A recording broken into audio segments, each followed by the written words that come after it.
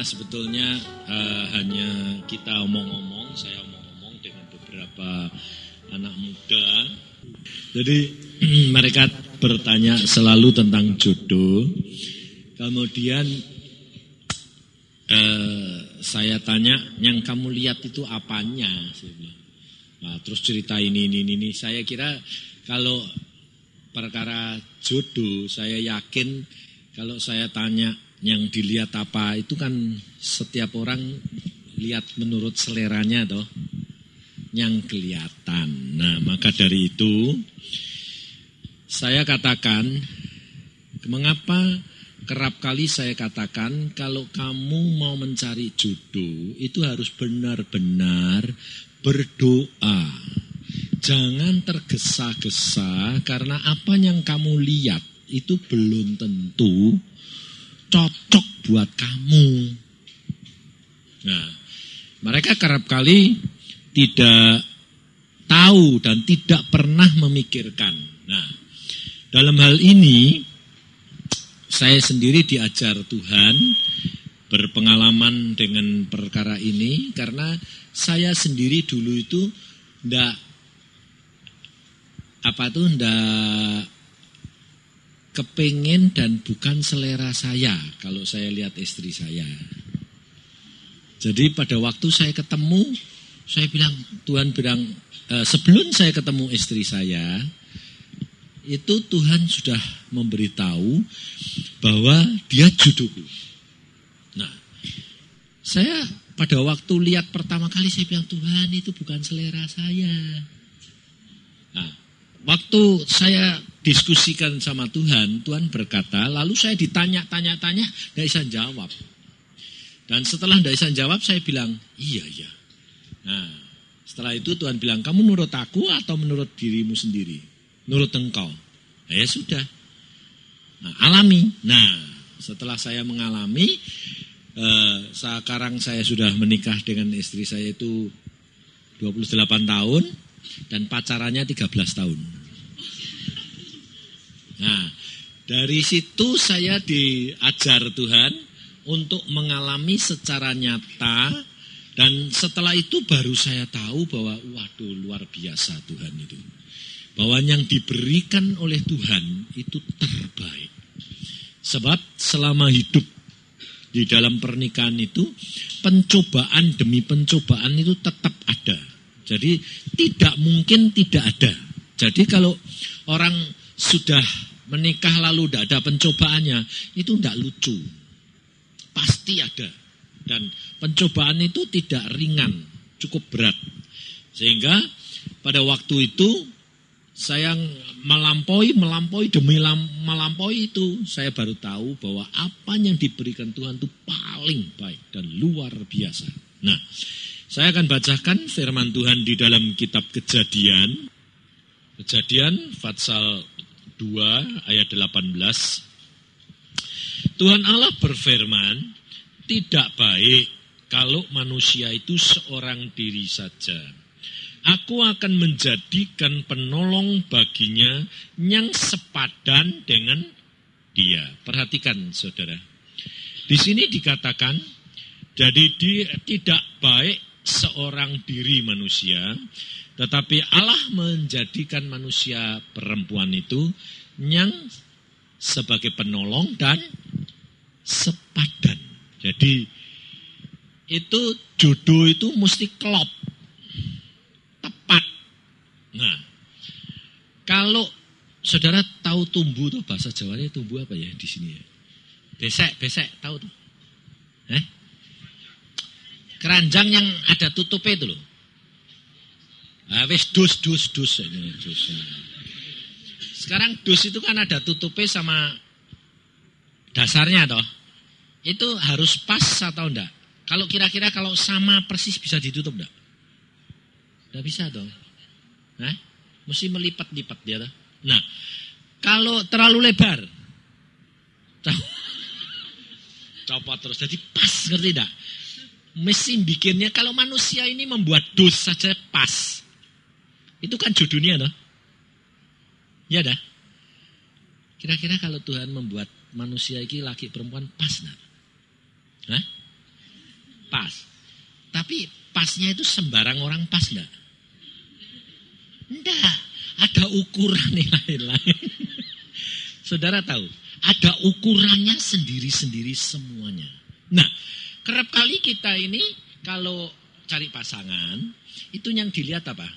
Wajah, terus rambut, ya dah, terus potongan, ya dah, modelnya, ya dah.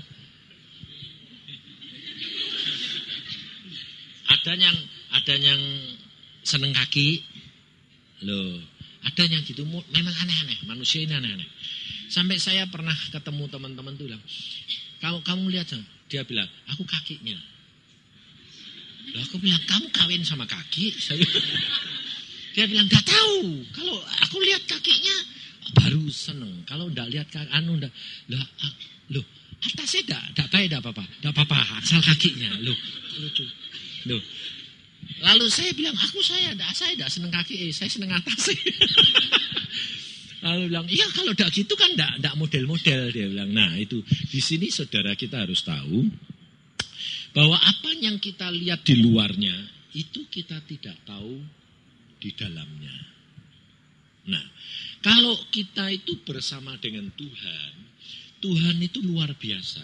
Nah, kita kerap kali tidak menyadari saudara. Coba saudara perhatikan, salah satu contoh bahwa hidup manusia ini semua itu punya tempat yang tertentu. Umpamanya mame itu jadi buah dada. Itu dia di dalam susunan anatominya itu ada ukurannya sendiri. Jadi bisa yang pertama di atas, paling atas. Yang nomor 2 agak turun, nomor 3 agak turun. Itu sampai 4. Nah, saudara tidak pernah menduga toh kalau ada orang yang ukurannya di bawah, ada yang di atas. Nah, itu tidak pernah dipikirkan. Demikian juga alat kelamin. Itu semua tempatnya sama. Ya dah. Tapi bisa naik, bisa turun. Lah, kalau kamu dapat yang satu di bawah, yang satu di atas, kan enggak klop, ngerti enggak? Sebab saudara kan enggak pernah mau kawin terus sebelum dapat jodoh terus periksa dokter cocok-cocokan kan enggak? Kan enggak bisa, saudara tahu. Saudara hanya lihat di luarnya. Yang kamu senangi apa? Ini. Cocok semua. Belum tentu dalamnya. Demikian juga alat kelamin wanita. Itu letaknya beda-beda. Salurannya beda. Maka dari itu, kalau engkau tidak minta pertolongan Allah. Firman Tuhan berkata apa di dalam Yohanes? Di dalam Injil Yohanes berkata apa? Sebab perkara seks ini, saudara, ini bukan main-main. Sebab di dalam kehidupan, seks ini pegang peranan. Sebab tanpa seks, manusia ini tidak bisa hidup cuma sekedar main-main, itu tidak bisa. Memang semua ini sudah diatur Tuhan.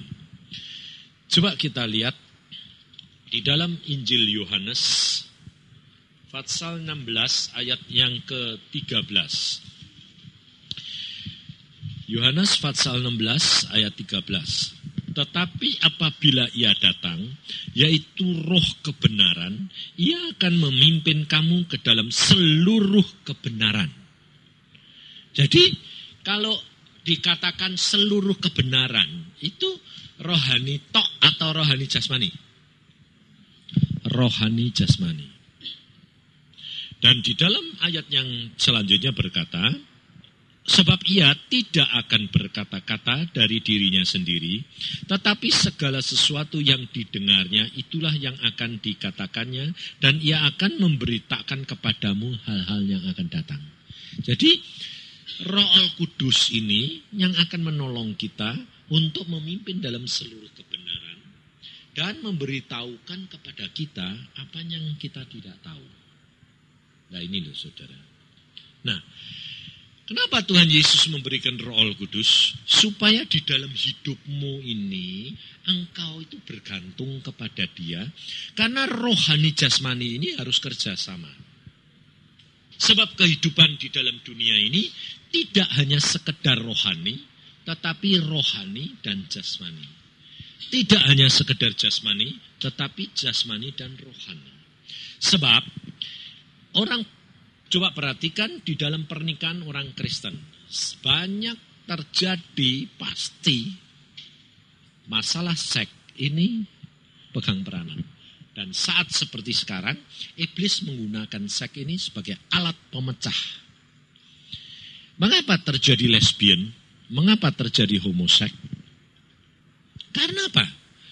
Karena di dalam pasangan ini tidak pernah mendapatkan kecocokan. Sehingga si perempuan ini kerap kali diperlakukan oleh laki-laki itu kasar. Dan dari pengalaman itu, dia lalu mendapatkan teman perempuan yang halus. Nah, terjadi lesbian. Demikian juga dengan laki sama laki, homoseks. Dan kalau saudara perhatikan, mengapa terjadi sodomi? Saudara sudah pernah dengar belum? Hah? Loh, terus terang, kalau belum ya dikasih tahu. Hah? Nah, kenapa dinamakan sodomi? Karena ini adalah perbuatan-perbuatan orang Sodom. Dan ini kekejian di hadapan Allah. Nah, yang dinamakan sodomi itu adalah persetubuhan, tetapi tidak melalui alat kelamin, tapi melalui anus. Itu sodomi namanya. Nah, mengapa sampai itu hal terjadi? Karena saudara perhatikan, setan itu ingin dia mempermalukan Allah. Jadi setan ini dia ingin mempermalukan Allah karena manusia diciptakan menurut gambarnya siapa? Allah. Nah, karena manusia ini diciptakan menurut gambar Allah, dan Allah membuat laki-laki dan perempuan ini di dalam hubungan seks ini normal, setan mau memberikan yang aneh-aneh. Nah, sekarang saya tanya, kalau persetubuhan melalui sodomi, itu seperti binatang enggak? Hah? Iya toh? Persis toh? Nah, kenapa setan merangsang manusia untuk melakukan itu? Supaya manusia ini melakukan perbuatan-perbuatan seperti binatang. Sehingga menyebabkan Allah murka. Murka dan akhirnya manusia dihukum. Dan padahal itu gambarnya sendiri. Coba, saudara pernah nyobek-nyobek fotomu sendiri enggak? Pernah. Kalau jelek, betul dah? Ayo jujur. Oh, kalau cantik ya, kalau bagus ya enggak pernah disobek dah. Malah ditunjukin dah. Nah, kalau jelek sobek. Lah, saudara sama saya ini gambarnya Allah. Kapan disobek? Karena jelek. Jadi karena setan ini membuat manusia ini jelek di hadapan Allah, gambarnya dia sendiri jelek, maka dia dihancurkan oleh Allah. Ngerti tidak? Nah, saudara menjadi orang Kristen, saudara harus sadar. Nah, kalau saudara perhatikan kehidupan seks manusia, tidak ada yang sempurna. Manusia semuanya perkara ini harus anak-anak Tuhan, harus hidup dalam kekudusan. Mengapa?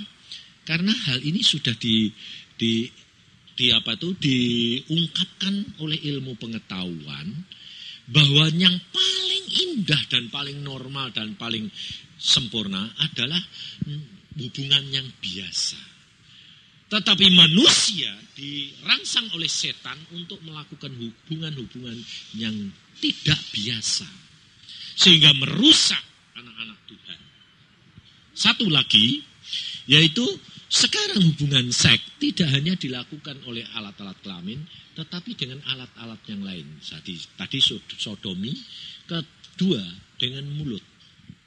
Nah, semuanya ini coba, anak-anak Tuhan ini kalau muji Tuhan dengan apa? Hah? Mulut. Tapi kalau mulutnya dibuat hubungan seks, kotor enggak? Hah? Alkitab berkata apa? Mulut yang satu untuk muji Tuhan, yang satu untuk perbuatan dosa. Bayangin, saudara. Dan ini melanggar. Dan ini melanggar semua manusia di bumi. Lebih-lebih anak-anak Tuhan pasti dirangsang. Dirangsangnya apa? Dengan kata-kata apa? Nanti, kenapa enggak nyoba? Kenapa enggak nyoba? Nah sekarang kalau kamu sudah suami istri, saking cintanya, yang satu kepengen, yang satu enggak, bingung enggak? Kalau dua-dua tidak cinta Tuhan, jatuh dalam dosa dan kekotoran. Coba, kalau saudara-saudara lihat, Blue Film itu isinya apa? Kan seperti binatang. Hah? Itu sama. Dan perbuatan-perbuatan manusia dilakukan dengan binatang juga. Betul enggak? Nah, di Alkitab ada enggak? Manusia bersetubuh dengan binatang. Ayo, kamu ini baca apa enggak? Hah? Hah? Ada enggak? Ada. Makanya saya berkata, Alkitab ini paling komplit. Segala-galanya ada. Maka dari itu saudara, engkau harus mengenal perkara hubungan suami istri atau hubungan laki dan perempuan ini harus benar-benar Tuhan berkata, tempat tidur harus kudus. Yang dinamakan tempat tidur harus kudus, itu bukan sekedar kamu dengan istrimu tok, tapi tidak boleh dengan orang lain, tetapi hubungan suami istri ini harus kudus. Jadi tidak melakukan perkara-perkara yang Allah tidak suka. Nah, maka dari itu saya terus terang belum pernah mengadakan ini. Saya selalu mengadakan konseling ini pribadi. Kalau orang mau konseling pribadi, saya beritahukan supaya mereka itu mencari jodoh kehendak Tuhan. Sebab tidak jarang orang baru cinta-cintaan sudah 8 tahun. Ini teman saya sendiri, seorang apoteker sama seorang dokter. Berkasih-kasihan 8 tahun. Setelah 8 tahun, justru mau menikah, mereka ternyata ini sebelum menikah hubungan seks.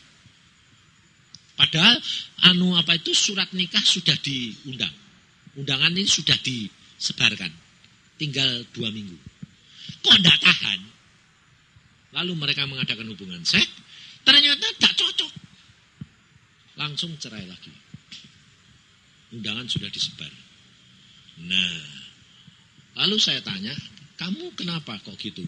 Wah, tidak cocok. Apa nih tidak cocok? Letaknya, ukurannya, segalanya. Waduh, matang, bubar wis.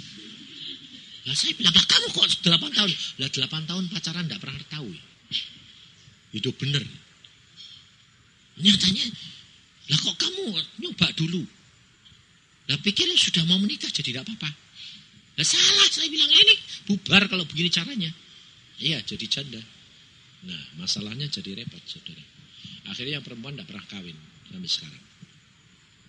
Nah, lalu ini saudara saya sendiri. Pada waktu saudara saya ini anak tante, dua-dua anak tante, jadi anak tante pertama, anak tante kedua. Nah, ini family semua, kakak adik. Jadi ibunya laki itu, adiknya daripada ibunya perempuan ini. Nah, 2 orang ini jatuh cinta. Setelah dia jatuh cinta, lalu kita berdoa. Family ini berdoa. Tante ini minta, tolong doakan bagaimana ini jodoh enggak. Nah, om saya peka, dia bilang, Tuhan berkata, itu tidak jodohnya. Tapi karena 2 tante kakak adik ini ngotot, dan anak ini juga sudah cinta, akhirnya dikawinkan. Nah, Lalu om saya bilang, Tuhan bilang loh itu tidak jodohnya. Nah, sungguh. Baru kawin cuma 3 bulan. Cerai. Kenapa? Ternyata yang laki ini hot luar biasa. Yang perempuan frigid. Nah, yang tahu siapa? Taunya kan setelah kawin toh. Sebelum kawin kan tidak tahu toh. Terus kemudian yang perempuan dalam waktu 1 bulan jatuh sakit. Tahan. Dipertahankan 2 bulan, tidak tahan, sakitnya tambah parah. Sembuh sakit semua. Akhirnya 3 bulan cerai. Nah, salah siapa? Salah Tuhan atau salah sendiri? Yang tahu siapa? Kalau kamu ini nafsumu ini, bawaanmu ini. Sebab gini loh, pada waktu Allah menciptakan manusia laki dan perempuan, ini sudah diukur oleh Allah tepat. Tetapi setelah manusia jatuh dalam dosa, di dalam diri manusia campur dengan watak dan perangai setan. Dan anak orang perempuan itu tergantung daripada pendidikan. Mamanya kalau di dalam kecil dia dididik dan ditekan terus, dikalahkan sama anak laki, sama saudaranya laki terus. Nah, dia akhirnya tertekan enggak? Tertekan terhadap orang laki. Sebaliknya anak perempuan yang dibesarkan selalu menangan terus. Karena saudaranya laki semua, perempuannya 1. Selalu menang. Nanti jadi istri menang-menangan enggak? Hah? Nah, diperlakukan enggak enak sedikit, bisa terima enggak? Enggak bisa. Nah, yang tahu siapa? Latar belakang Tuhan. Maka dari itu saya selalu katakan, kamu kalau cari jodoh berdoa sungguh-sungguh. Jangan dengan polusi mengatakan, Tuhan aku senang ini, senang ini, senang ini. Nah, saya bilang, Yonggicho ngajari gitu kok om. Orang bilang. Saya bilang, memang Yonggicho. Tapi Yonggicho itu waktu berdoa itu yang diminta apa? Yang kelihatan semua enggak? Tingginya berapa, berat badannya berapa, modelnya apa, gini. Yang kelihatan semua enggak? Yang enggak kelihatan kamu enggak tahu. Ini saudara tidak tahu bawaan-bawaanmu. 1. Kedua, makanan itu mempengaruhi luar biasa. Makanan yang kita makan, saudara itu perhatikan. Makanya kalau saudara itu, umpamanya saudara hidup di pinggir laut. Makanannya kan ikan laut tuh. Ikan laut, udang, kepiting, barang gitu. Itu merangsang luar biasa. Ketemu orang hidupnya dibesarkan di gunung. Makannya banyak sayuran. Ini hot, ini frigid. Bubar enggak? Ini loh saudara. Maka dari itu kita harus sadar bahwa Tuhan itu ngatur luar biasa jodoh-jodoh ini. Kalau engkau dapat dari Tuhan, itu bukan berarti segala-galanya pas loh. Enggak. Tapi maksud saya gini loh. Kalau kamu diberi jodoh oleh Tuhan, itu dicarikan orang sedunia paling pas itu. Ngerti ya? Daripada yang enggak pas. Ngerti. Jadi kalau kamu sudah diberi Tuhan, itu dibandingkan seluruh orang seluruh dunia, yang enggak pas, paling pas itu. Ngerti enggak? Ngerti maksud saya, ngerti? Jadi jangan bilang, ini diberi Tuhan kok enggak cocok. Loh, ini enggak cocok, kurang sedikit-sedikit, tapi itu paling cocok. Mendekati, paling mendekati. Jadi kalau saudara itu sudah diberi Tuhan, jangan bilang gini, Tuhan memberi kok enggak sempurna. Salah. Itu yang paling mendekati dan itu yang paling bagus, tepat. Daripada yang lain-lain lebih tidak tepat. Nah, kenapa? Karena firman Tuhan sudah berkata di dalam 1 Korintus 10 ayat yang ke-13. Pencobaan yang kamu kamu alami ialah pencobaan-pencobaan biasa yang tidak melebihi kekuatan manusia. Sebab Allah setia dan karena itu Ia tidak akan membiarkan kamu dicobai melampaui kekuatanmu. Pada waktu kamu dicobai, Ia akan memberikan kepadamu jalan keluar sehingga kamu dapat menanggungnya. Nah, ini untungnya kalau saudara dan saya itu menggantungkan diri sama Tuhan, engkau akan diberikan jalan keluar. Nah, salah satu contoh, ada seorang, Tuhan berkata, itu jodohmu. Nah, ternyata setelah kita kawin, orang itu berkata, loh Tuhan, kalau jodohku kok gini? Tuhan bilang, tidak apa-apa. Nah, bagaimana cara ngatasinya ini? Ternyata kebalikan. Yang perempuan hotnya luar biasa. Nah, yang laki biasa. Nah, tapi Tuhan bilang itu jodohmu. Apa terjadi saudara? Pada waktu anak itu lahir, setelah 1, 2, 3, anak itu tidak bisa keluar normal, harus dioperasi. Nah, pada waktu dioperasi, ternyata peranakannya tidak mau mengecil. Peranakan ini, uterusnya ini tidak mau mengecil. Lalu dokter ginekolog berkata, wah ini kalau tidak dioperasi, mati. Karena tidak bisa mengecil berarti bleeding terus. Akhirnya dipotong. Nah, dengan dipotongnya uterus, mau tidak mau, seksnya orang ini nyala-nyala terus apa kurang? Habis? Salah. Dia punya bawaan keliwat. Lalu ini dipotong. Normal. Nah, lucu tak? Jadi normal. Karena apa? Allah tahu. Ini dia terus dibiarkan. Akhirnya menjadi malapetaka. Maka dari itu Allah memberikan jalan keluar, potong. Loh. Yang kelebihan potong. Nah, klop. Bagus. Loh. Ngerti saudara? Ini kalau kita hidup dengan Allah, itu semuanya diatur. Maka dari itu kalau kita tidak benar-benar hidup dengan Allah, lalu peka, lalu mendahulukan Allah, kita akan mengalami akibatnya. Kita harus bayar akibatnya. Dan bayar itu mahal. Mengapa orang setelah kawin ternyata terdapat infeksi di dalam uterusnya, di dalam mulut rahim? Hampir banyak perempuan penyakitnya di dalam ginekolog itu selalu mulut rahim, infeksi. Kenapa? Ukurannya tidak pas. Kenapa? Kepanjangan. Sehingga rahim kena terus.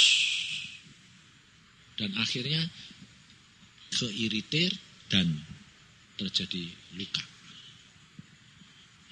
Luka dapat ditanggulangi dengan stan yang berbeda, bisa ditanggulangi. Tapi kalau kelebihan tidak bisa. Ngerti? Kalau alat kelamin laki itu kelebihan, kepanjangan, tidak bisa mau kurangi. Kecuali dipotong. Jadi saudara harus tahu akibat ini parah sekali. Makanya jangan mulai sekarang, jangan lalu gini. Ya sudah, gak usah jangan milih sendiri-sendiri. Kamu bayar harganya mahal luar biasa. Kamu lebih baik katakan, Tuhan pilihkan aku yang paling cocok.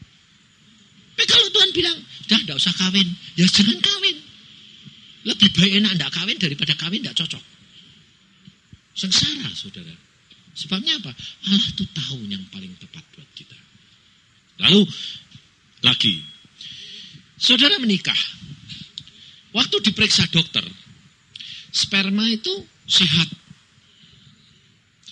Yang perempuan, indung telurnya sehat. Tapi demikian sperma sama indung tanaman telur ini dicampur, cairan substansi yang ada di dalam sperma dan substansi di dalam ovum ini, kalau dicampur melemahkan. Jadi cairan ini sama cairan ini dicampur, spermanya jadi mati, telurnya jadi mati. Tidak bakal bisa punya anak. Saudara tidak tahu. Dokter sendiri tidak tahu. Ya dah.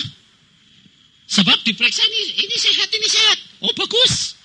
Demikian campur, out, mati. Jadi tidak bisa punya anak. Nah, lalu yang kedua, genen ini membawa sifat dan perangai sendiri-sendiri. Punya kelemahan enggak? Punya kelemahan sakit bawaan turunan, kelemahan turunan. Punya enggak? Punya. Nah, genen ini sama genen ini kalau dicampur, ini namanya kelemahan di mata. Yang ini kelemahannya mata. Dicampur, anaknya double mata ini lemah. Ayo.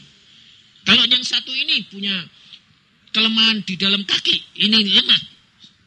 Jadi satu, polio anaknya. Jadi cacat. Nah, siapa yang tahu? Hah? Ngerti enggak? Maka dari itu selalu saya katakan, di dalam keluarga seks ini penting sekali. Karena mau tidak mau menunjang kebahagiaan masa depan. Kalau kamu tidak hati-hati dan kamu mendahulukan Tuhan, repot. Demikian juga sifat daripada laki-laki dan perempuan berbeda. Maka dari itu saya anjurkan, saudara kalau sudah mau masuk ke dalam satu pernikahan, kalau engkau bisa konseling dengan hamba Tuhan yang benar-benar ngerti, atau baca buku. Supaya jangan cepat-cepat, sebab apa? Kebanyakan saudara. Di dalam hubungan seks yang permulaan itu pegang peranan. Trauma membawa akibat jauh sekali. Seumur hidup. Saya banyak konseling anak-anak perempuan, terutama yang sudah menikah, dia berkata apa? Om, saya itu selalu asal mau hubungan seks, takutnya luar biasa. Kenapa?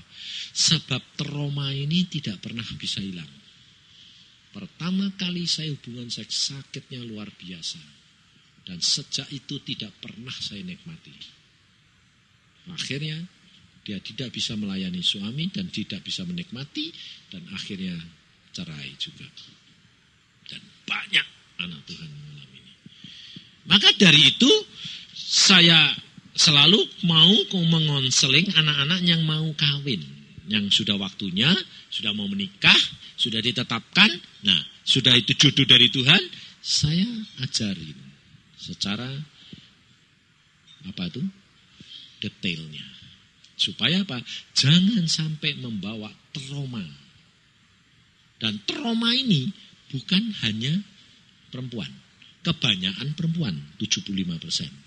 Tapi 25% bisa laki-laki. Dan kalau ini trauma terjadi, payah. Dan ini akan dari bulan, tahun, sampai seumur hidup. Kita tidak pernah mendapatkan kebahagiaan. Maka dari itu saudara, kita harus perhatikan tentang hal kehidupan seks ini. Supaya benar-benar kita itu minta pimpinan Tuhan, supaya kita itu mengerti banyak hal yang kita tidak tahu. Karena kita hanya tertuju kepada yang kelihatan. Tapi yang tidak kelihatan ini yang penting justru. Yang pegang peranan. Dan sebetulnya Tuhan menghendaki. Banyak orang hamba Tuhan bilang, seks itu tabu, salah. Dan orang tua selalu tidak mau membicarakan tentang seks dengan anaknya. Ini kesalahan orang tua. Kita harus bina anak-anak itu. Pertumbuhan seks itu normal. Kita harus bina, kita harus ajarin, supaya berikan pengertian, supaya menghadapi hidup ini satu kenyataan. Saya pada waktu anak mulai besar di SMA, dia bilang, "Pak, saya tanya, kamu tadi kau pulang terlambat kenapa?" Saya diajak lihat Blue Film. Nah, saya sudah ajar anak-anak saya itu jujur. Saya bilang, "Oke, terus kamu lihat apa?" "Wah, saya lihat gini.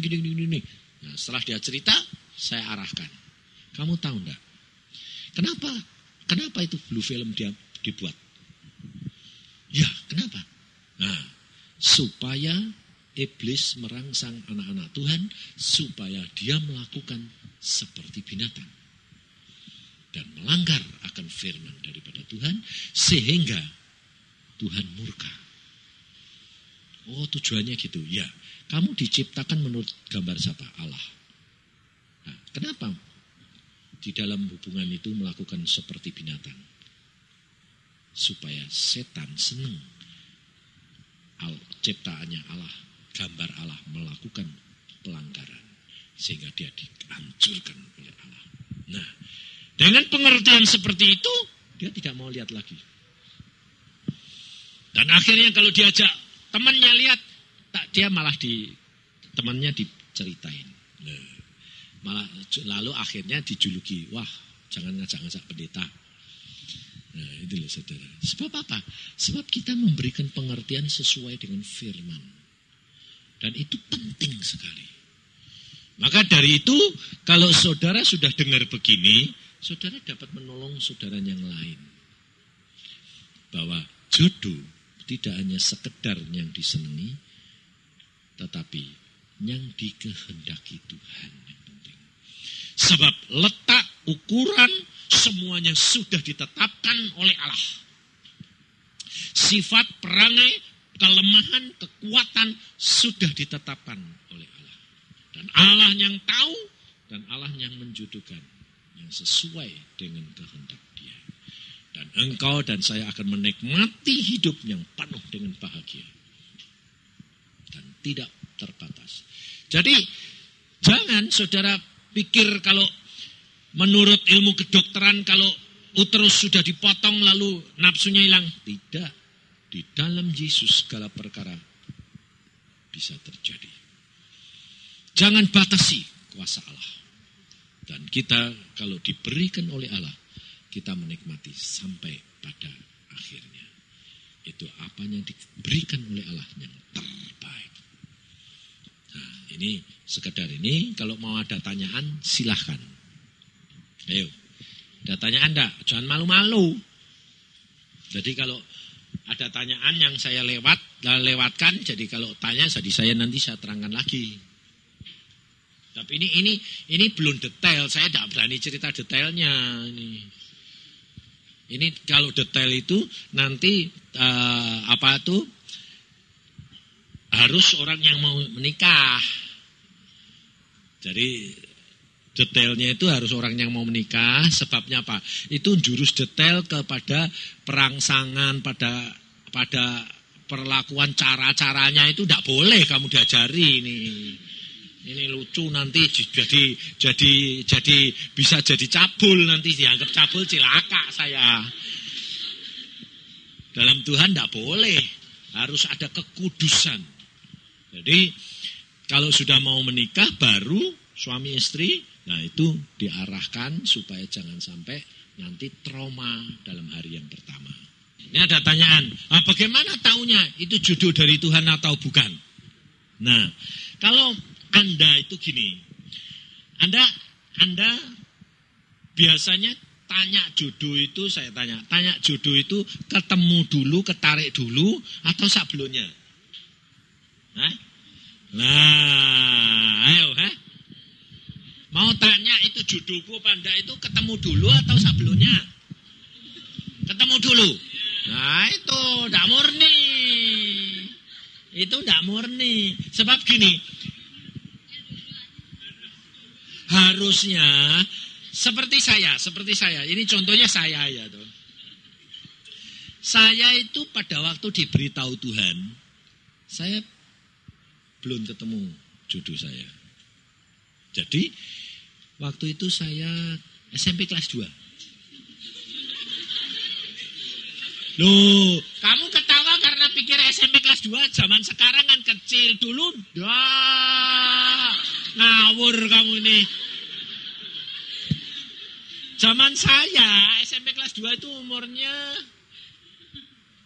17.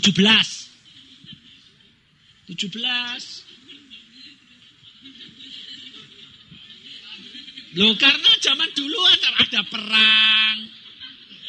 Telat semua. Jadi pada waktu, kalau saya bilang SMP, kamu ketawa gitu. Tapi kalau saya bilang 17, normal. Gitu. Jadi pada waktu itu saya umur 17, terus saya belum punya pikiran jodoh. Sebab saya dulu nakal. Saya sebetulnya tidak kepingin kawin. Karena saya bilang sama ibu saya, tidak mau kawin. Kenapa? Mau nikmati dunia. Loh kok nikmati dunia bagaimana? Ya pacarnya banyak gitu loh. Kepingin. Jadi memang saya terus terang saya belum kepingin kawin. Jadi belum lah justru Tuhan itu tahu saya nakal. Saya diberitahu. Kenapa? Karena saya terus terang dulu tuh waktu perpeloncoan apa itu julukan saya itu aneh. Julukannya banyak musik, Lady Keller, Don Juan, apa-apa semua perempuan. Jadi ya playboy ada segala macam gitu. Sampai saya bilang ini kenapa sih kok dijuluki gini? Soalnya yang ngasih itu perempuan semua. Nah, saya bilang, saya sebetulnya tidak mau. Lah, Tuhan tuh nunjukkan apa? Melalui mimpi. Jadi saya belum kepengen punya pacar, ada perempuan tuh jalan. Ding, ding, ding, ding, ding, ding, ding, ding. Jadi, waktu saya di depan kelas, itu ngimpinya juga gitu di depan kelas. Ini perempuan jalan. Tik, tik, tik, tik, tik, tik. Aku bilang, perempuan jalannya kok aneh kok gitu. Kok kayak pakai ekor kuda, kurus, jadi wah, aku sampai, wah perempuan ini aku bilang, ini perempuan lucu jalannya kok aneh, kayak kuda teji gitu, ding. Saya bilang, setelah saya ngomong gitu, ada suara jelas, itu jodohmu. Waduh mateng aku.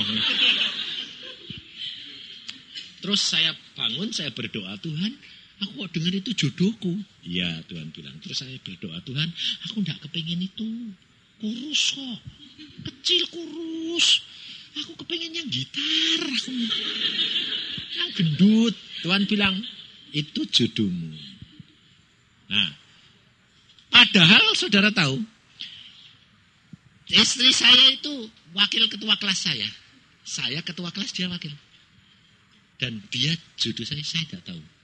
Sudah 1 kelas setengah tahun, tidak ngerti kalau dia itu jodoh saya. Aneh enggak? Nah itu murni. Jadi meskipun saya sudah dilihatkan, tapi saya belum tahu kalau itu jodohku. Sebab saya memang tidak punya keinginan itu, memang mau nakal. Pada waktu satu saat akhir kelas 2, saya di depan kelas, duduk sama teman-teman. Istri saya ini lewat cepat ke kantor. Karena tergesa-gesa, karena waktu sudah kurang 5 menit bel. Dia yang wakil ketua kelas, dia harus nyediain ini sama gurunya toh. Jadi dia jalan cepat ke kantor. Waktu dia lewat, waduh. Langsung saya bilang, hah?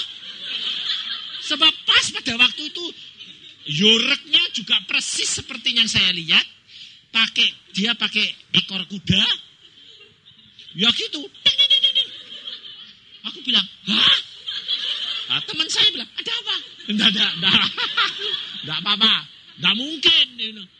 Enggak apa-apa. Tapi habis itu udah mikir nih. Aduh dia. Waduh Tuhan. Dia. Aduh kurusnya kayak gitu. Bayangin 156 beratnya cuma 37. Kayak apa itu? Gak ada perempuan di sini gitu. Gak ada. Tingginya 156, beratnya cuma 37. Kurus, ini naik lagi. Saya bilang, aduh Tuhan.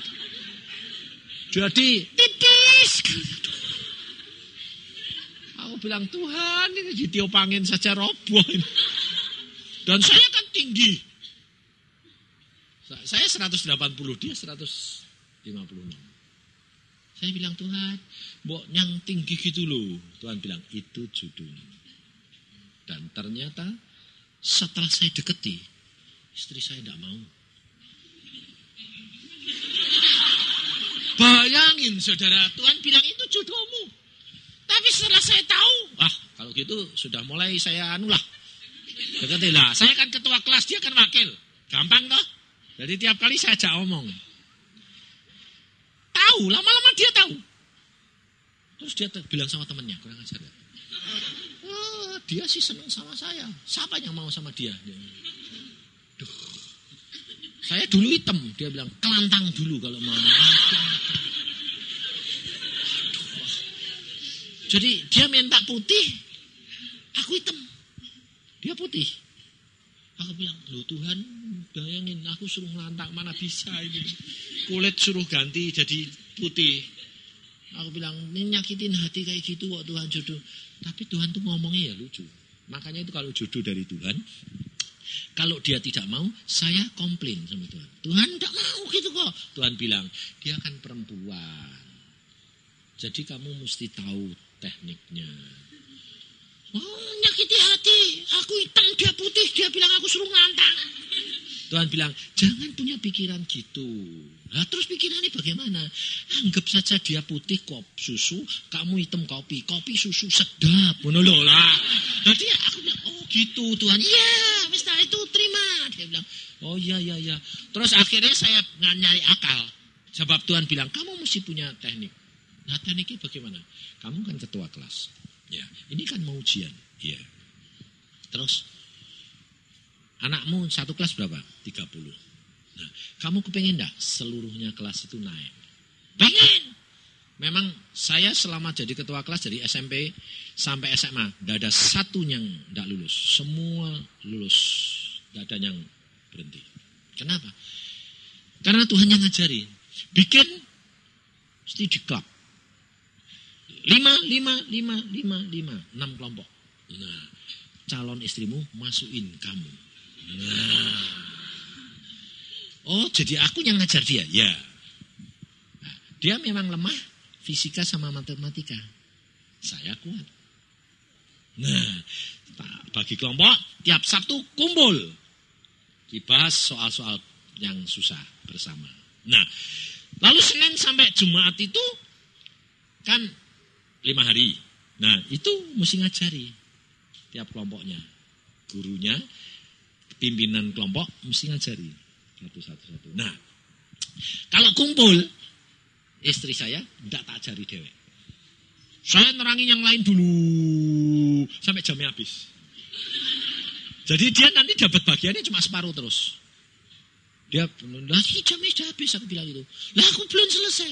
Lah bagaimana jamnya sudah habis? Ya sudah, konsekuen dong. Nah, dia kan jengkel. Tak biarin.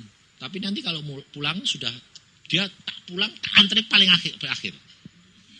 Jadi rombongan gitu, terus dia terakhir. Nah, nanti terakhir, lah aku belum selesai, aku belum bisa ini, keadaan ini. Lah terus bagaimana? Ya kemarin rumah sebentar tuh, terusin. Ya kena. Nah, jadi tiap kali habis tenter mesti mampir tempat dia. Tempat istri saya. Kenapa? Lah belum selesai sendiri. Sehingga saya tiap kali saya terangkan, dia akhirnya tahu saya ini sabar untuk dia. Nah, akhirnya dia ketarik lah. Saya tahu, wah ini mulai ini. Nah, tiap kali ketarik, lama-lama kena, nempel. Nah, itu caranya yang Tuhan berikan. Dan setelah dia tahu bahwa saya cinta dia dan saya bilang, kamu coba berdoa sebab saya dapat dari Tuhan bahwa kamu jodohku. Dan dia berdoa dan ternyata dia bilang, ya kamu jodohku. Tapi jangan kira kalau itu sudah dapat dari Tuhan begitu lalu cocok. 13 tahun tidak cocok. Jadi selama pacaran itu tiap pacaran nangis. Karena apa? Saya keras hati. Saya kalau janjian telat, tak tinggal. Saya tinggal. Jadi kalau saya bilang jam 5 tepat saya jemput. Jam 5 dia belum hadir, tak tinggal. Kamu ini kok nunggu 5 menit sudah mau. Pernah saya datang, yang keluar mak. Mak bilang, Cuk, tunggu sebentar ya Cuk. Loh, belum selesai mak? Belum. Oke, kasih tahu ya mak. Bye-bye. Saya tinggal. Saya dulu. Sebab prinsip saya gini, lebih baik saya pacaran keras daripada nanti kalau sudah jadi istri saya. Kalau jadi istri saya tidak bisa keras lagi. Kenapa? Tidak bisa dicerai. Kalau sebelum jadi istri saya, jadi pacaran, kan bisa ganti. Nah, saya prinsipnya gitu. Nah, jadi lebih baik sebelumnya pacaran, saya keras, saya tunjukkan apa adanya. Kalau sudah kawin, lain. Tetapi ternyata hal itu tidak baik. Saya katakan. Kenapa? Efeknya dia trauma. Bahwa setelah menikah, dia pandangannya, wah ini orang keras, ini orang keras, ini orang. Padahal setelah menikah, saya melayani dia, tidak bisa terima. Pikirannya mesti keras. Waduh, rugi saya. Saya tanam 13 tahun, jadi saya mesti nuai ini, saya bilang. Nah, ternyata itu tidak baik. Jadi harus to take and give. Untuk memberi dan menerima. Jangan menang-menangan. Itu harus dilakukan. Nah, jadi kalau kamu itu berdoa sebelum Tuhan tunjukkan, itu lebih murni. Tapi kalau kamu sudah lihat seneng terus kamu ngomong, Tuhan aku mau itu. Nah, itu biasanya tidak murni. Tidak murninya karena apa? Karena ininya pikiranmu sudah mempengaruhi. Lalu kalau kamu berdoa, kamu mesti periksa. Kalau kamu sudah ketemu lalu kamu sudah mulai senang, cara berdoanya begini. Lepaskan dulu dari pikiran dengan kata-kata gini. Anggap tidak jadi sama dia. Meskipun aku senang, tapi karena Tuhan tidak senang, oke, tidak jadi. Nah, setelah itu kamu ngomong sama pikiran, setelah itu kamu berdoa. Tuhan, itu jodohku enggak. Kalau tidak jadi, tidak apa-apa. Sebab aku tidak mau yang tidak jodohku. Sebab aku sudah senang, tapi karena aku tidak mau terpengaruh, lebih baik tak tolak. Sebelum engkau ngomong. Jadi tolak dulu, baru kamu bicara sama Tuhan. Nah, kalau Tuhan nanti bilang itu ya, nah, baru diterima. Itu. Ngerti tidak? Kalau kamu tulus, pasti dijawab Tuhan. Saya jamin. Kalau bilang, lah kalau tidak jawab, karena kamu belum beres. Pikiranmu masih nyentel terus itu. Pasti tidak dijawab Tuhan. Sebab gini, kalau kamu berani tanya Tuhan, kamu harus konsekuen. Kalau kamu tanya Tuhan, ternyata Tuhan bilang ya, tapi kamu tidak mau, jadi berarti kan kamu melanggar. Kamu diberikan oleh Tuhan kualitas yang nomor 2. Ngerti? Jadi, kalau umpamanya Tuhan jodohin kamu sama si A, lalu Tuhan bilang, itu jodohmu. Terus kamu bilang, aduh Tuhan, aku tidak senang itu. Akhirnya tidak mau. Tuhan bilang, kamu tidak mau? Oke, nanti saya ganti yang lain. Tapi kualitasnya nomor 2. Nomor 2 tidak mau. Turun. Kualitas nomor 3. Dan ini kenyataan adik saya. 3. Semua begitu. Yang di Australia, ya saya bilang, itu jodohmu loh. Ya Tuhan bilang. Terus tapi dia, waduh aku sudah pacaran 5 tahun, akhirnya clash. Dia bilang, enggak aku ganti. Kamu konsekuen, saya bilang. Kamu konsekuen, kamu nanti rugi. Dah biar. Ya, akhirnya pisah. Tuhan bilang, 3 tahun kamu tidak akan punya pacar lagi. Benar-benar 3 tahun tidak pacaran. Tidak dapat ganti. Tahun keempat Tuhan bilang, oke, aku berikan. Kualitasnya turun. Yang pertama, seorang sarjana, insinyur. Kedua, tinggi. Dia adik saya 167. Pacarnya 175. Cocok toh? Tidak mau, Tuhan berikan apa? Yang kualitas nomor 2.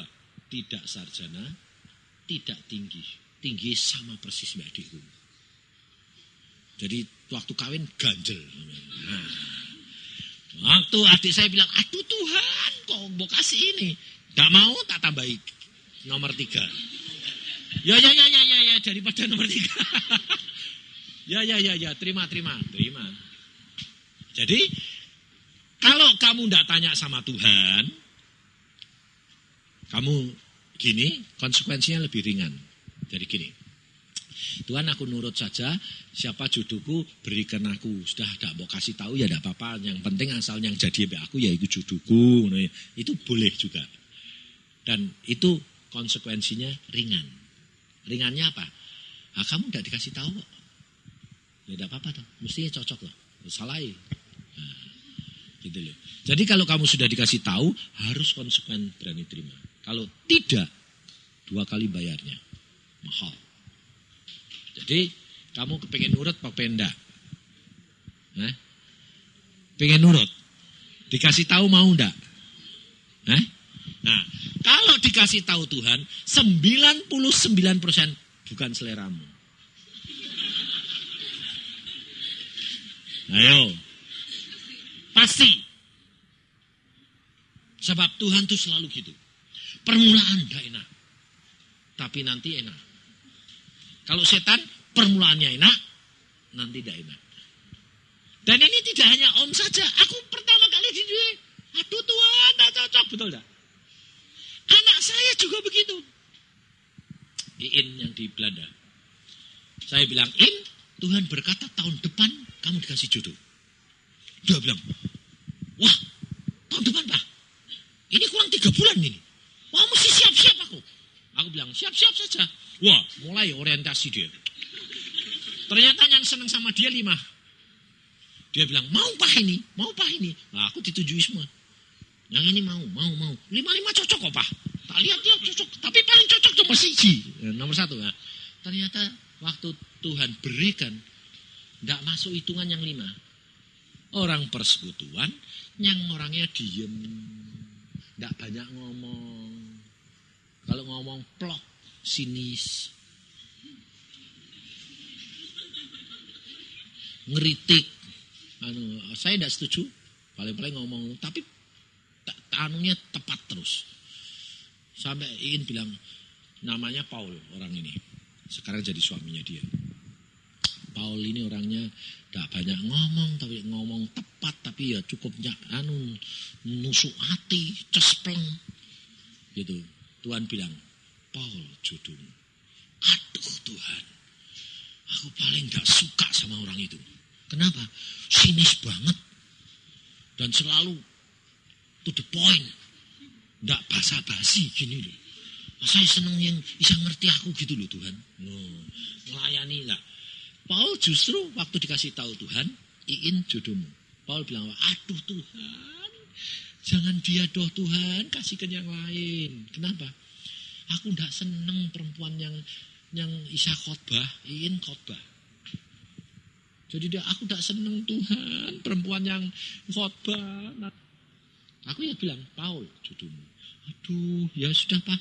Karena engkau Tuhan sudah bilang gitu, Papa ya sudah oke, tak terima. Nah, dia bilang sama Tuhan, Tuhan kalau memang dia jodohku, engkau ngomong sama Paul. Paul harus ngomong sama saya, sebab aku perempuan. Nah, ternyata Tuhan itu ngomong sama Paul sedemikian rupa sehingga Paul itu seperti dibakar. Tidak bisa nahan. Akhirnya dia datang ke tempat Iin. Dia tidak deketinya itu tidak gini. Tidak basa-basi baik itu. Tidak. Langsung to the point. Dia bilang, In, jangan bohong. Jadi langsung dituding. In, jangan bohong. Apa aku biasa bohong Pak? Tidak. Sekali ini janji dulu. Gak boleh bohong. Ya cepat ngomong apa? Tanya apa? Jawab ya, enggak. Ya. Tuhan ngomong enggak sama kamu? But kamu jodohku. Digituin, bayangin saudara. Langsung. Lah ini yang ngomong. Ya. Benar toh? Benar. Ya kamu jodohku. Ya tahu enggak? Kamu tulang rusukku pokoknya. Lalu anak saya bilang, aku ya, tapi aku tidak terima dulu sebelum ayahku bilang ya. Saya tulis surat. Kalau papa bilang ya, baru ya. Nah, bagaimana caranya kamu ngasih tahu papahmu? Tidak tak kasih tahu nama, tidak tak kasih tahu siapa-siapa. Pokoknya Tuhan yang ngomong. Tidak. Ya, oke, nulis. Ya wes. Terima. Tapi setelah diterima, setelah saya berkata, ya itu jodohmu, mereka pacaran, mereka menikah. Dia bilang apa? Untung aku nurut. Kenapa?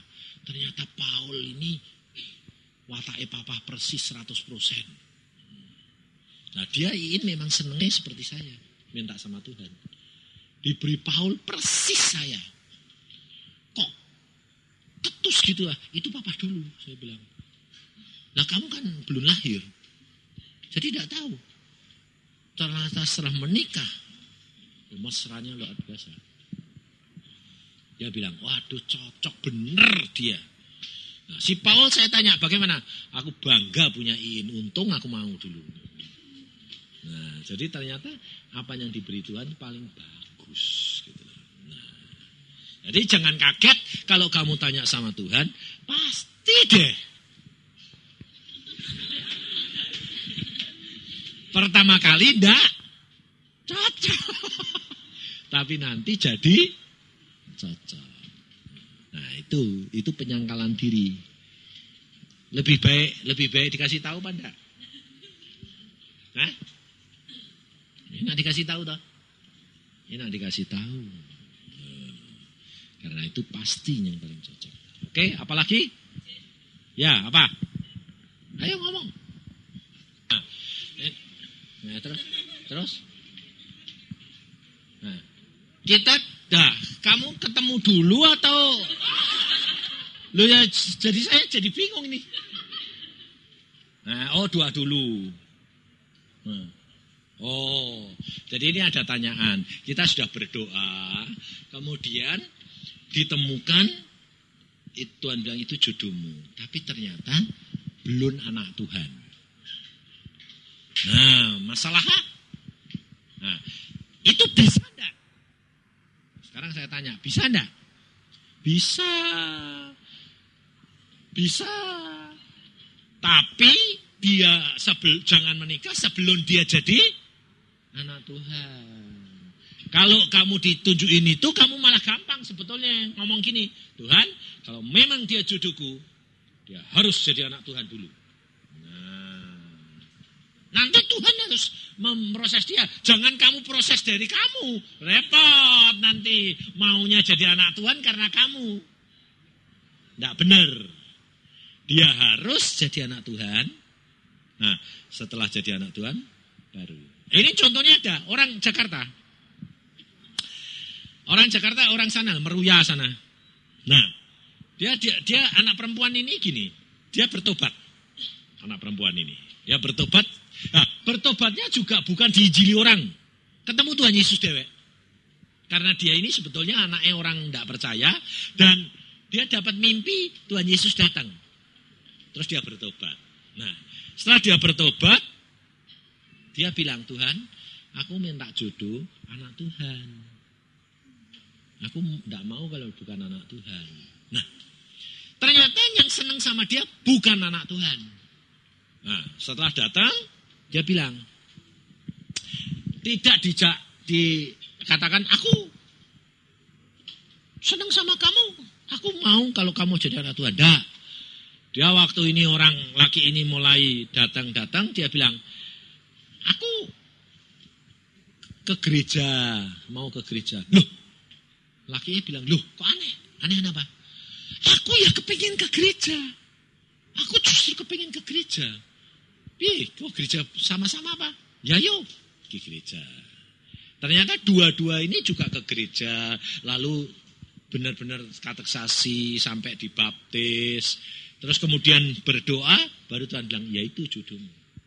Jadi, dan bahagia.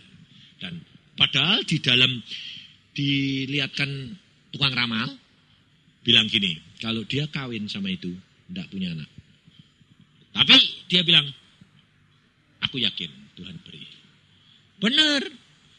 Baru kawin 6 bulan, sudah ngandung. Mamahnya bilang, kamu ngandung, tidak mungkin. Ngandung, benar. Setahun kemudian keluar. Loh, keluar. Nah, Tuhan nok nyangasi kok. Akhirnya mamanya percaya bahwa Tuhan lebih kuasa. Nah, gitu. Bisa. Tidak. Ada lagi? Ya kamu bertobat. Hah? Lah enggak tahu itu, kok tanya saya. Ya enggak tahu. Kamu sekarang pertama kan sudah nolak. Sudah nolak setelah kamu ngomong sama saya, kamu sadar toh? Lalu kamu mesti bertobat ngomong, Tuhan ampun aku nolak dulu. Tapi aku karena belum ngerti loh Tuhan. Sekarang aku udah ngerti, aku bertobat. Sekarang aku mau nerima deh Tuhan. Nah terserah, tunggu. Dan itu ada harganya yang kamu harus bayar. Kalau memang Tuhan kamu benar-benar bertobat dan ngampuni, biasanya diberi lagi, tapi setelah jangka waktu tertentu. Bahkan biasanya ada ujiannya. Ujiannya apa? Mungkin orang itu sama orang lain dulu. Terus kamu sakit hati, aduh Tuhan. Balik lagi. Mau enggak? Enggak mau lagi. Ya wes, tolak. Dapat yang nomor 2. Ngerti? Ya. Nah, wes bayar harga, jangan dulu. Kalau pada waktu menikah kita tak tanya Tuhan karena tak tahu. Bagaimana caranya lalu sekarang perlu tanya Tuhan tahu tidak? Ya jangan dong.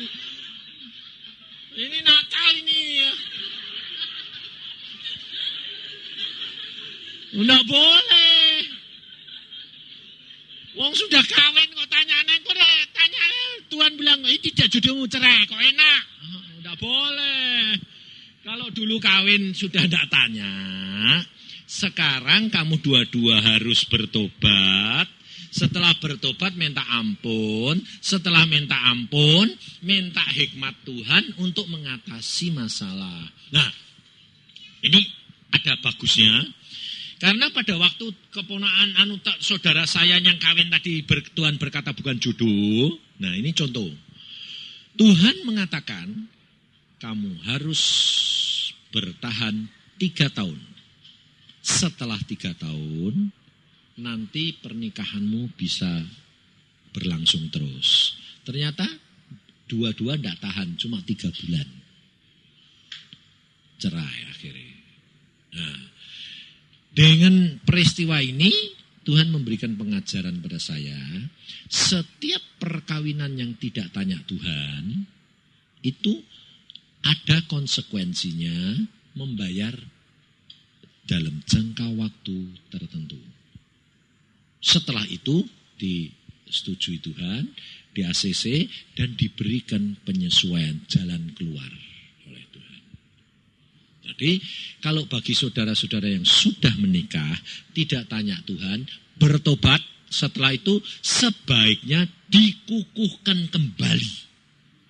Jadi yang sudah menikah, dulu tak menikahnya di gereja, atau diberkati hamba Tuhan, dikukuhkan kembali.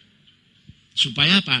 Diresmikan dan minta ampun, dan Tuhan nanti menyesuaikan, mengatasi kekurangan-kekurangan itu. Ya. Bagaimana mengenai peranan orang tua? Nah, dimaksud apa ini ya? Ya, tahu saya. Bagaimana peranan orang tua? Peranan orang tua gini. Kalau kamu sudah diberitahu oleh Tuhan, itu jodohmu, kamu harus minta sama Tuhan, Tuhan, orang tuaku itu kan wakilmu di dunia. Tolong kau bicara, gerakkan hati orang tuaku supaya merestui juga. Nah, sebab kalau orang tua tidak merestui, kamu juga harus bayar harga. Bayar harga ini. Sebab kalau sampai orang tua ngutuk, kamu kena akibatnya. Sebab dia punya hak. Maka dari itu, ada harga yang Anda harus bayar kalau kamu tidak disetujui orang tua. Hati-hati. Misalnya kita sudah senang sama satu orang, tetapi kita tidak tahu apakah dia jodoh kita atau tidak. Bagaimana caranya? Nah, ya caranya tadi tak kasih tahu tadi, ya sudah dikasih tahu kok. Sampai di mana? Sampai di mana batas seseorang berpacaran? Nah, ini pertanyaan bagus. Ada dua macam. Ada dua. Yang satu, pacaran dalam hal kekudusan. Kalau kamu pacaran dalam kekudusan, maka pekerjaanmu, sekolahmu, usahamu akan diberkati Tuhan. Tetapi kalau kamu pacaran tidak kudus, tetap diberkati, tapi waktunya manjang. Ngerti? Jadi berkatnya itu tidak 100%. Ada hambatan, bayar. Karena dosa bertobat, nanti pacaran dosa lagi. Nah, pacaran yang kudus itu tidak boleh ciuman. Nah, sekarang tanyaannya, kenapa? Karena begini, kalau kita ciuman, nafsumu timbul tidak? Ayo, siapa yang bisa ciuman tidak timbul nafsunya? Isa sama apa? Sama orang yang dibenci. Ciuman Yudas. Nah, kalau kamu ciuman, nafsumu timbul. Nafsu timbul itu sudah berbuat dosa apa belum? Sudah di dalam hati ya. Tuhan berkata, Alkitab berkata, kalau kamu memandang seseorang, nafsumu timbul, itu sudah berzina di dalam hati. Jadi sudah berdosa. Gitu. Jadi batas mana pacaran? Kalau kamu bisa, itu tidak ciuman. Itu hidup dalam kekudusan. Nah, itu ternyata bisa. Seperti adik saya. Tapi saya tidak bisa. Loh, aku ya terus terang. Aku sama Tuhan terus terang. Tuhan, wah tidak bisa. Kalau tidak bisa, kamu mesti bayar. Hambatan-hambatan itu mesti kamu bayar. Ya sudah, bayar ya, bayar. Daripada repot. Nah, saya orangnya konsekuen kok. Saya bayar. Tapi akhirnya saya rugi. Ya ruginya apa? Ya jadi panjang loh. Sekolah saya juga jadi panjang. Tapi adik saya bagus, hebat. Tak akui sungguhan. Adik perempuan tapi bukan adik laki. Dia pacaran dikasih tahu Tuhan itu jodohmu. Akhirnya pacarnya seneng sama dia bilang gini. Aku oke, kamu memang pacarku dan kamu memang calon jodohku. Tapi kamu sanggup dah? Aku punya syarat. Syaratnya apa? Jangan cium saya. Jangan raba-raba saya. Kamu gandeng boleh, tapi tidak boleh raba-raba. Tidak boleh. Bisa enggak? Sebab aku kepengen pacaran kudus di hadapan Allah. Pacarnya mau tuh. Dan lucunya pacarannya 8 tahun. Ya sanggup tuh. Dan kudus itu. Dan wah luar biasa. Akui sungguhan. Sampai saya ditunjuki Tuhan, adik saya perempuan ini dapat karunia-karunia. Kalau Tuhan ngomong melalui telinga, berbisik-bisik. Penglihatan. Ketemu Tuhan Yesus berkali-kali. Dan bukan ketemunya itu bukan mimpi. Dia sedang sekolah, sedang belajar gini. Ada sinar terang luar biasa. Dia bilang, loh kok terangnya kayak gini? Ada kamarnya dia. Dia nengok, Tuhan Yesus datang. Bicara gini. Sudah pacaran loh. Tapi Tuhan mau ngomong. Kalau sama saya, gak mau. Cuma ngomong tapi gak bisa kelihatan. Karena apa? Kotor. Nah itu, bayar. Makanya saya ditunjukin. Kalau saya naik kuda terbang tapi warnanya gak putih, putihnya kotor. Punya dia putih, bersinar. Saya bilang, wah kudamu kok putih. Kamu pacaran ini kotor? Iya. Lah, jadi tinggal kamu yang milih loh. Mau yang mana? Kasih kamu. Pokoknya tetap bayar harga. Dan resikonya besar. Kalau kamu sudah berciuman, di papatah Belanda ada. Tangan mulai megang-megang. Habis itu mesti mulutnya mulai nempel. Jadi tidak bisa tanpa dan itu bertambah. Sebab manusia tidak pernah berhenti. Setelah mulut kurang lagi. Nah, jaganya susah itu. Jadi kalau saya anjurkan kalau bisa pacaran itu tuh kudus. Kalau bisa bagus. Tapi kalau tidak bisa, ya resiko sendiri. Kalau tidak kuat, penjagaannya kurang, penjagaannya bentengnya kurang kuat, pintunya jebol. Salah sendiri, bayar harga. Nah itu.